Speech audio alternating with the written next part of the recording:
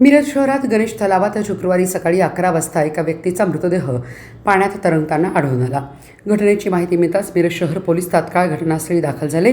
मिरज शहर पोलिसांनी सांगलीच्या स्पेशल रेस्क्यू फोर्स आपत्कालीन पथकाला पाचारण केले। यावेळी कमांडर कैलास वडर यांच्या नेतृत्वाखालील जवानांनी शर्थीचे प्रयत्न करत मृतदेह पाण्याबाहेर काढला।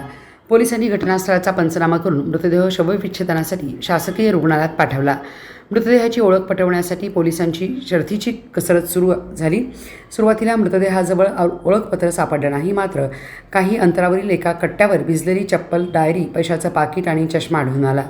पाकिटातील एका फोटोवरून धागा दोरा मिळाला आणि संबंधित फोटो स्टुडिओमध्ये चौकशी करत पोलिसांनी अखेर मृतदेहाची ओळख पटवली। रवींद्र पांडुरंग कांबळे, वर्ष 55, राहणार विद्यानगर, मिरज असे मृत व्यक्तीचे नाव समोर आले असून पोलिसांनी या घटनेबाबत नातेवाईकांनी माहिती दिली आहे। मयत रवींद्र कांबळे यांनी गणेश तलावात उडी घेऊन आत्महत्या केल्याचा संशय व्यक्त करण्यात येत आहे। सदर घटनेचा मिरज शहर पोलीस अधिक तपास करत आहेत। आज दिनांक 24 रोजी मिरज शहर पोलीस स्टेशन हद्दीमध्ये गणेश तलाव येथे अज्ञात पुरुष जातीचा मृतदेह पाण्यावर तरंगताना आढळून आला। ही माहिती मिरज शहर पोलीस ठाण्यामधून स्पेशल रेस्क्यू फोर्स आपत्कालीन पथक आपत्ती व्यवस्थापन यांना माहिती देण्यात आली। ही माहिती मिळताच घटनास्थळी येऊन मृतदेह बाहेर काढलेला आहे। मयत व्यक्तीची ओळख अद्याप पटलेली नाही। वय अंदाजे 50 ते 55 आहे। पुढील तपास मिरज शहर पोलीस ठाणे करीत आहे।